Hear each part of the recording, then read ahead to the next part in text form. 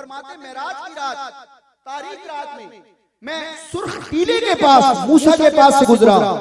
अब मूसा अलैहिस्सलाम अपनी कब्र अनवर में आराम फरमा है, और एक बाशऊर बच्चा भी जानता है कि जो कब्र में होता है उसको मुर्दा कहा जाता है, और मुर्दा न हरकत कर सकता है, न खड़ा हो सकता है, न कोई अमल कर सकता है। वो बेहिस्सों में हरकत होता है, बिल्कुल पत्थर की तरह वो साकिन होता है, जामिद होता है। लेकिन अंबिया अपनी कब्रों में आम लोगों की तरह नहीं होते।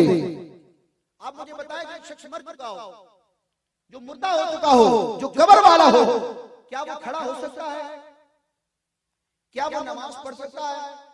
हुजूर फरमाते, सही मुस्लिम की रिवायत, मररतु अला मूसा लैलत उसरिया बी इंदल कसीबिल अहमर, मैं सुर्ख टीले के पास से, मैं रात की रात मूसा के पास से गुजरा, वहुवा काइमुन युसल्ली फी कब्रिही, वो अपनी कब्र में खड़े होकर नमाज पढ़ रहे थे। इस आयत इस हदीस पाक से कई मसले साबित होते हैं। अंबिया की हयात का इल्म भी हासिल होता है। सरकार अलैहिस्सलाम के इस मौजज़े का भी इजहार होता है कि रात की तारीकी में आप मूसा अलैहिस्सलाम की कब्र को भी मुलाजा फरमाते हैं। हालांकि इस वाक़े से पहले हुजूर ने मूसा अलैहिस्सलाम की कब्र नहीं देखी। मूसा अलैहिस्सलाम की कब्र मुलाजा फरमाई और जमीन के अंदर के मामलात को मुलाजा फरमाया कि मूसा अलैहिस्सलाम कब्र अनवर में क्या अमल फरमा रहे हैं।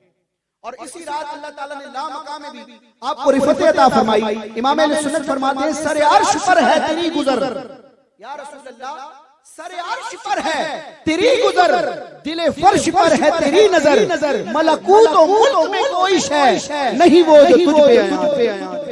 अल्लाह ताला ने सारी चीजों को, सारी मखलूक को अपने महबूब अलैहिस्सलाम पर रोशन और वाज़ेह फरमा दिया।